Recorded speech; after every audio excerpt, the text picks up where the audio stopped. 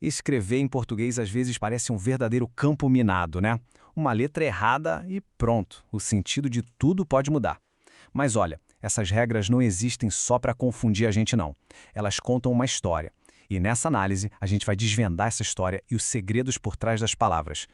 Pois é, essa confusão é super comum. G ou J? C ou SS? São dúvidas que aparecem para todo mundo, até para quem já fala português desde sempre. Mas a boa notícia é que existe sim uma lógica por trás disso. E é exatamente essa lógica que a gente vai desvendar agora. Para a gente entender a ortografia de hoje, a gente precisa dar uma olhadinha no passado. As regras que usamos são, na verdade, o resultado de uma história bem longa, cheia de debates e várias tentativas de padronizar a língua. A palavra-chave aqui é etimologia, que no fundo é a história da origem de uma palavra. O jeito como a gente escreve hoje está diretamente ligado à raiz dela e às transformações que ela sofreu com o tempo. É por isso que, muitas vezes, o som e a escrita parecem não conversar direito, sabe? E essa história, olha, não tem nada de estática. Essa linha do tempo mostra direitinho como a língua é um organismo vivo. As reformas, como o famoso acordo ortográfico, tentam unificar a escrita entre os países que falam português, mas, no processo, acabam também criando novas camadas de complexidade. Ok, agora vamos para o centro da questão. A maior fonte de dúvidas, com certeza, está naquelas letras que têm o mesmo som, mas grafias diferentes. Vamos aprender a desarmar essas armadilhas de uma vez por todas. A regrinha de ouro para G e J está nas terminações.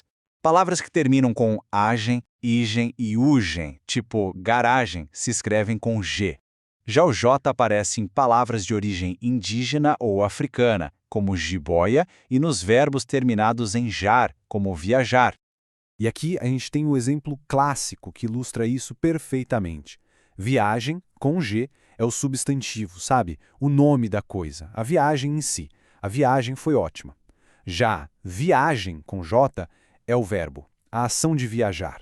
É quando a gente expressa um desejo, uma possibilidade.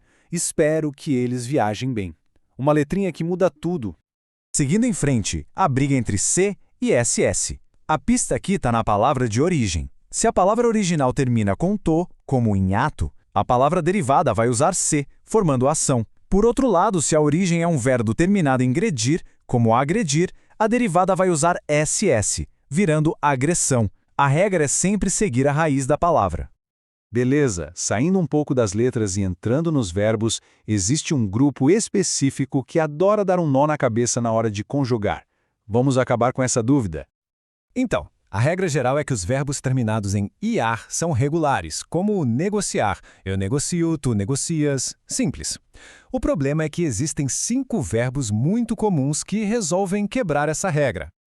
E para nunca mais esquecer quais são eles, existe um truque genial, o acrônimo MARIO: mediar, ansiar, remediar, incendiar e odiar. Se o verbo faz parte do grupo MARIO, ele é irregular. E o mais legal é que todos eles seguem o mesmo padrão do verbo odiar. Ninguém fala eu ódio, certo? O correto é eu odeio. Pois é, a mesma lógica se aplica aos outros. Eu medeio, eu anseio e por aí vai. Simples assim. Bora para mais 2 áreas que costumam gerar muitas dúvidas. Quando usar letras maiúsculas e o caso curioso de palavras que podem ser escritas de 2 formas diferentes. A regra das maiúsculas é basicamente sobre especificidade. A gente usa para nomes próprios de pessoas, lugares, instituições, eventos históricos, ou seja, coisas únicas. Já para coisas comuns e genéricas, como dias da semana ou meses, a gente usa minúscula. E aqui entra uma curiosidade bem legal da nossa língua. Às vezes não existe um jeito certo e um errado. Algumas palavras simplesmente evoluíram com 2 grafias corretas, como 14 e 14. As 2 estão certíssimas. E esse não é um caso isolado, não. Palavras como cotidiano e cotidiano são outros exemplos perfeitos. Isso mostra como a língua é flexível e, ao conhecer essas duplas, a gente ganha mais segurança para escrever. Depois de tantas regras, pode até parecer que o segredo é decorar tudo. Mas a verdade é que o caminho para dominar a ortografia é um pouquinho diferente. Pensa só, a língua portuguesa tem mais de 380 mil palavras. É humanamente impossível memorizar regras e exceções para cada uma delas. Isso leva a gente a uma conclusão bem importante. As regras são guias, apoios importantes, mas elas não cobrem tudo. Se decorar tudo não é a resposta final, o que é então? Qual é a ferramenta mais poderosa que a gente tem? E o ponto crucial é este. A ferramenta mais poderosa não é a memorização de regras, mas a nossa memória visual. É o ato de ver a palavra escrita corretamente tantas e tantas vezes que a grafia se torna familiar, quase intuitiva. A exposição constante à forma correta é o que de fato ensina o cérebro. Portanto, o maior segredo para escrever bem é simplesmente ler. Livros, artigos, notícias.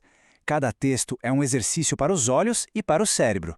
A pergunta, então, não é qual regra decorar, mas sim qual história fascinante vai aprimorar a sua escrita a partir de hoje.